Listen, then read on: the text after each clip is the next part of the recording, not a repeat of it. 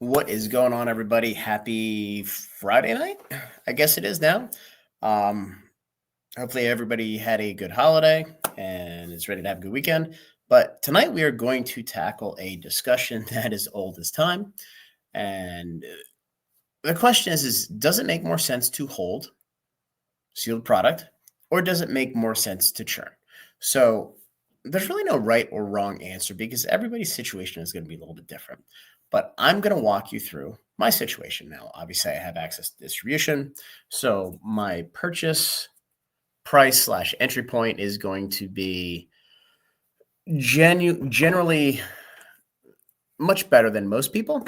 But the math also works if you're able to buy at a discount to market, or if you're timing your purchases, for example, when Magic comes out with a big reprint, Pokemon comes out with a big reprint, which they haven't done in a while.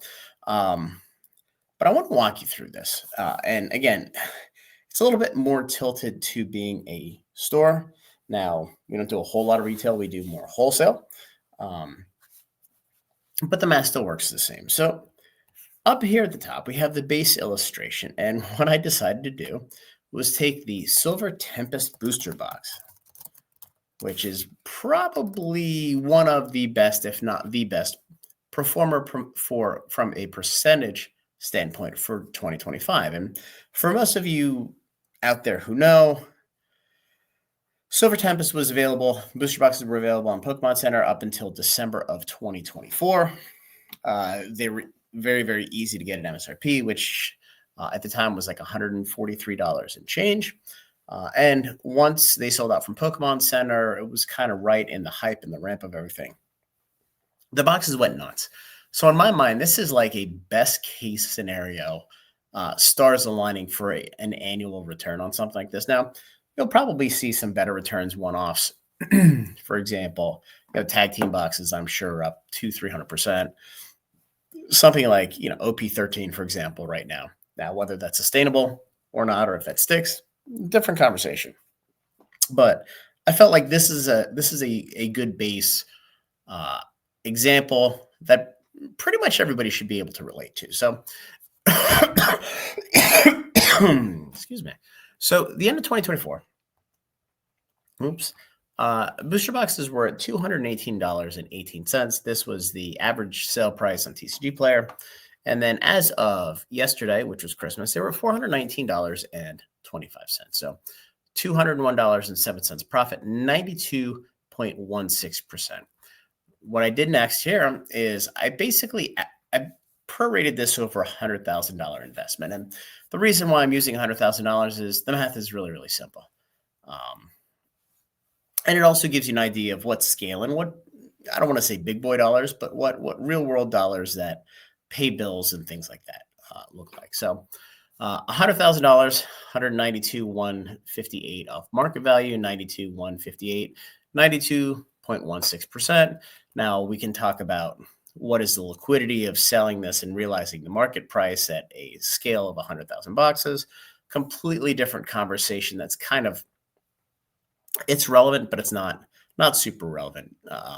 But it is a slight negative to buying and holding. So if I bought $100,000 of Silver Tempest on December 31st, 2024, it's worth $192,158 today. Now, let's go to the world that I operate in, the world that I live in. And mind you, I have a lot of little pockets of items I invest in. I have almost 400 Spider-Man collector boxes because at some point they're going to dry up and they're going to slingshot the other way. I have a ton of Prismatic Evolutions, a lot of Final Fantasy, gift bundles, collector commanders, which everybody hates. I have a lot of those, and a lot of Gundam first set because, quite honestly, it's selling off a little bit, and it probably shouldn't be. But then there's a lot of stuff that we have. Some of that's from distribution. A lot of it I'm buying on the secondhand market. But we also have a lot of stuff that we selectively hold on to. So this is the release schedule, and this is the number of sets. Now, I've only isolated this to Pokemon and Magic sets. You can throw in Riftbound if you want. You can throw in One Piece if you want. But in reality, most stores who aren't currently in those products are not going to get those products. Almost every store at this point that's been in the game for at least a year should be in Magic and Pokemon, because if they're not, they're probably dead. So there's 7 Pokemon sets. Sorry, there's 7 Magic sets. There's 6 Pokemon sets. So you have 4 regular sets, and then you have the two special sets. So Set of Heroes is coming out 30th of January, and there should be a special set coming out in July this year. It's a little bit of a weird stagger release here. But then we have all the rest of the sets in here. This is a September. Oh, I'm sorry. This is a November set. So this is basically the set that is in place of Phantasmal Flames this year. Yeah, there we go. Here we have the September set. Then you go to the June set, and then obviously Mega 3, which we know the name, and I completely forget the name. Something alignment or something. It doesn't really matter. I'll pay attention to it 3 weeks beforehand. The Mega 3 set. So the way I look at this is I'm going to spend $100,000 on each one of these sets. I'm going to churn the product. If I do so, because in my world, I'm going to get this amount of product, probably a good amount more. But again, from an illustration perspective, if we're benchmarking $100,000 of investment, this is what we're going to do. Now, obviously, if you only have $100,000, you can't put 100 grand in here and 50 grand in here. It doesn't work because obviously you're dealing with a scarce resource. But we are sort of suspending reality here and saying, you know what, the basis of capital is probably a little bit higher here, or they're borrowing money. Neither here nor there. And then, so $100,000 per, $50,000 per special set, because you're never going to get nearly as much special set as a main set. So the total amount, again, this is 13 sets, is $1.2 million of total spend that you're churning. So what I did here was I backed into what is the average profit per set that I need to match this 92.16% return. And the short answer is 7.68% on all of this churning will return $92,160. And the funny thing about this is, you're 7.7%, but you're churning your dollars so many times, you're just adding up pieces and pieces and pieces. So in a retail business, and again, this is if you're dealing with aftermarket, certainly not as easy. If you're in like a Magic wholesale program like we have, where you're buying a good amount below market, you can certainly realize this. Or if you have access to distribution, you can do this as well. And you can do it with $10,000. It doesn't have to be $100,000. Again, this is just a simple number for illustration. So what does this $100,000 look like? So for those of you who are looking for a little bit of a deeper dive, so this is Lorwyn. So I've taken my allocation, and I have my minimum allocation on everything. I have a couple finals. I have a couple more that are coming at some point. We're still a month away from release. And all I did here was I calculated not the number of boxes, but the percentage of total spend. Now, I did the number of boxes off screen. It's not on here for obvious reasons. I don't want to give away, the price per box or anything like that for distro. Don't need that headache because it's not relevant to the math here.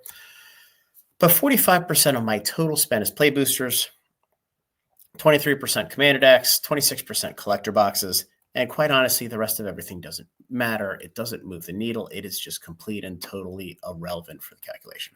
So of the $100,000 of spend, 93,100. So 93.1% is in these top 3 items. So again, the draft night bundles are great, but you're not going to make a killing off them. You'll make a couple bucks. Regular bundles, same. Pre-con decks, if you lose money on these, it doesn't matter. Pre-release decks, same thing. You're using these effectively to sell tickets to an event.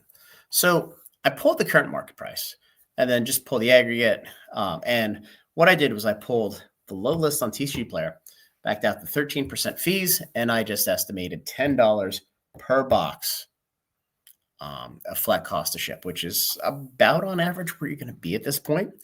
Because a lot of your orders on TCG Player are 1 box, 2 boxes. You're not selling cases. So what this does is right now, play boosters, and this is with them listed at $130 on TCG Player, which is hilarious. 3% margin. Commander decks 3.9. I think Commander decks are really undervalued right now, but there are a lot of them that are coming out.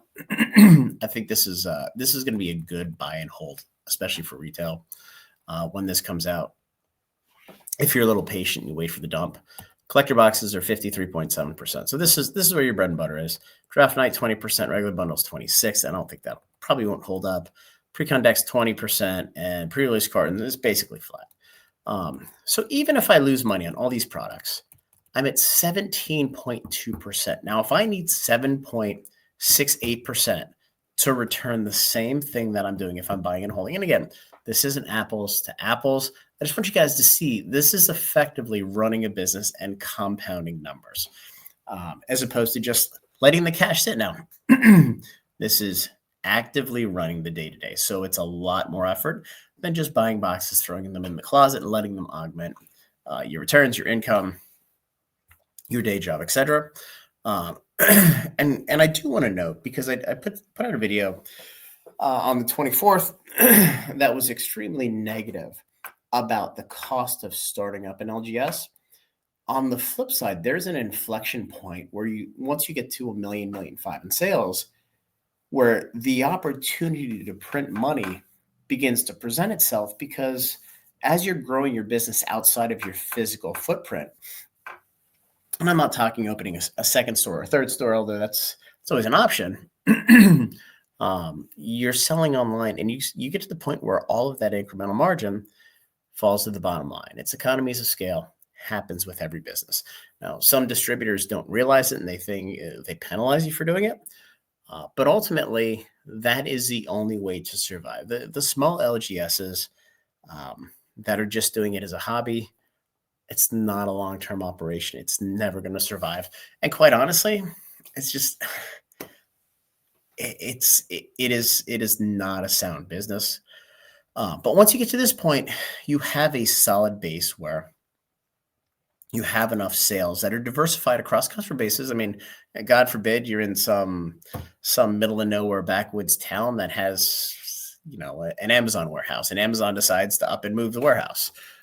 Everybody loses their job and you don't have a business anymore. Here you're diversifying across products, across geographic footprint, and then versus in-store versus online. So there's all kinds of benefits to doing this and selling online and building an online presence, in addition to, having a lower fee base than selling on TCG Player.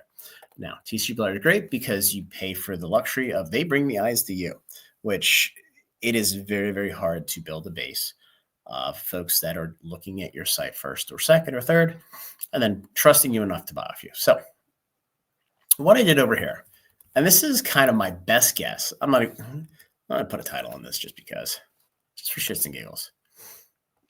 I'm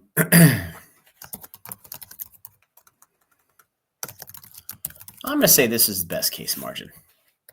Now, do I think it could be better than this? Sure, Pokemon's been much higher than this on product really since Journey Together, or Prismatic, I guess you could say Surging was, but the margin at Surging before, right up until release, wasn't great. But let's look at it this way. So we're going to assume 15% for Lorwyn. Again, it's already 17.2. That's including 7 or 13% fees for TCG Player. I can cut my price a little bit, sell it through my Shopify app, and still do better than this. Blend it all in. So even if I'm cutting my cost by 10% and saving myself 3% fees, my 3% ends up being like 7%. Just the way the math works. So if I'm 15% here, Ascended Hero is 25% all day long. Mega 3 is going to be 25%. Teenage Mutant Ninja Turtles, I have it at 0. Now, this, everybody in the world thinks is going to be the worst set ever. I placed my orders last week, and I doubled my orders, quite honestly, because it's going to help me get ahead for the exact reason you guys are going to walk away from this video understanding. Or the set's going to be a banger, and I'm going to be one of the few people that put the foot on the gas and ordered it. Now, if the product falls apart, I would be shocked. I don't see a world where it ends up being worse than Spider-Man. But look, if the margin's zero in your churning product, it's still a positive to the business because it's going to pay dividends with Strixhaven, Marvel, and The Hobbit. Reality Fracture should be a banger. They keep saying it's like the end of some story arc. I don't pay any attention to the stories in any of these games. I don't give a shit about that. I just hope for banger sets that people want to play and people want. Strixhaven 10%. The first Strixhaven I was a huge fan of.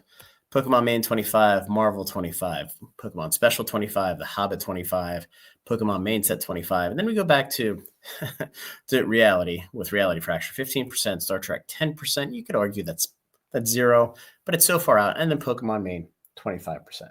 So what this does, and again, the Pokemon margins could be 50%, they could be 75%. Marvel or The Hobbit could be 75%. Who knows? All it takes is one of these sets where the collector boxes pop off, and you're off to the races. Or the play boxes end up doing 40%, like Final Fantasy did.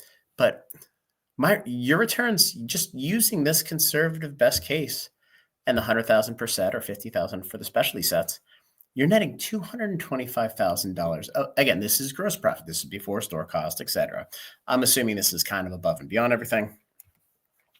So your return is 2.5 times what it would be if you just bought Silver Tempest and sat on it and held. Now, on the flip side, if we go into a bear market and these margins become zero or slightly negative, there's a lot of work that has to go on to churn product, whereas if you're sitting on sealed product, you don't have any risk unless you have liquidity risk or a liquidity event in your personal life. You don't have to do anything with it. So at that point, you're just kind of sitting back and you're just waiting for everything that we know is going to happen. So again, this isn't a be all end all, but this should give you guys a good idea of the pendulum. And in a bear market, it's better to hold product because you don't have a whole lot of risk. In a bull market, it's better to churn product because even at small margins, you are going to be infinitely ahead of where you are just buying and holding. And a lot of people like to say, hey, I bought this at 50 and it went to 100. And that's great. But that is an apples to oranges comparison to running business, having access to distribution, and kind of what the best case scenario looks like. Now, do I think it's going to look like this in 2026? I do. I really do. I think there's going to be a lot of product coming out. But even if they don't Pokemon and they don't massive reprints, and I'm paying $100 for boxes and they go down to $140, I'm still going to make 20%, 25% on the product after fees and shipping. So again, we're right in the best case margin. So it could be much better than this. But there's a lot of folks out there, especially on YouTube, that talk about how it's stupid to sell things early and buy and hold is the way to go. That's not always the case. And I'll give you guys a perfect example. When I sold my Surging Sparks booster boxes at $179.99 on TCG Player, everybody's scratching their head because nobody understood this math. Nobody's ever done the math. Nobody has enough experience in the space to realize what I was doing. I took the funds and I rolled them into Stellar Crown for one at $95 a box. Obviously paid off astronomically. But I sold them between $150 and $190, and I've churned those dollars 3 times since then. Meanwhile, Surging Sparks, I'd be at $250 right now from the $180 I sold it at. So that's not to say that you should be impatient and churn for the sake of churning. But if you have a high frequency of small wins, a lot of times it ends up having a much larger impact and magnitude on your returns than one large win. And, folks love to walk around with their pants down saying, hey, look at what I just did. I just hit the lottery. This is Bitcoin trade was great and this and that. But that at the end of the day, it's not something that builds long-term value and long-term wealth. And again, if you're in the retail space, you may not have an option to lay out the churn that I just did, in which case, look, it's okay to buy and hold. Now, what I'm doing now with the allocation of funds that we're just kind of buying and holding is we're buying a lot of Magic the Gathering commander decks, commander displays, and we're buying them at the bottom with the reprint coming, knowing that they're near or at the end of the print run, and then you just sit them and you just watch them cook. And those are funds where I can't possibly spend on increased allocations with distribution because I've kind of outkicked my coverage in a lot of areas. So, Duskmorn, for example, we bought, I think, 700 displays of Duskmorn across all of distributors, paid 111, 113, depending, maybe a little bit less for some. I don't think there were any discounted rates. And they're up at $170. It's been since August. So you're talking 4 months. Ixalan's the next one to go. I think Tarkir is going to zoom too. Now, obviously not near the end of its print run. And then you got to look at Bloomberg. It's not quite there yet. In fact, I think it's only coming up on 2 years in June. So there's still some runway there. But as we get the Karlov ones, Karlov reprints, as we get the the Lord of the Rings reprints, if we get another Fallout reprint, those are all items, Doctor Who, that when this final reprint comes and smashes the price, you're going to want to have a position, because I don't know if you guys have paid attention or not. Everybody knows what the Pokemon market just goes up over time. It's not linear, but the Magic market is very, very linear right now. And those boxes, or I should say the set boxes and the draft boxes that are rotating out now after the 3-year change in standard, they're performing extremely well. The area product that Rudy was pounding the table on with Dominaria. Oh my God, I forget what the set was before that with all the planeswalkers. Complete garbage. Has not performed well at all. The cards they're underpowered. But look now, Ixalan. Now Ixalan got handicapped a little bit when they banned Mana Crypt. Wilds of Eldraine's $350 a box. Look at Brothers War. Bloomberg Foundations, $200 each. And they keep moving. And what's interesting is my concern with Magic has always been the liquidity as things age. These things are selling 10s or 20s of boxes a week, which in the world of older Magic is an astronomical increase compared to what the liquidity was in the past. So keep an eye out on that stuff, because that is a textbook opportunity that most people are going to overlook. And as we get the presumably last Wilds of Eldraine reprint for set boxes, and the same with Lord of the Rings, they're going to be pure gold. And it's going to be so cheap. And just take the opportunity. You won't be sorry. So anyway, guys, have a good night. Hopefully this was helpful. Feel free to share any feedback that you like. I mean, again, this isn't a perfect illustration, and everybody's situation is going to be different. But this is the two ends of the spectrum between buying and holding and churning inventory. So, all right, guys, like the video, subscribe to the channel, join the Discord, and we'll talk to you tomorrow.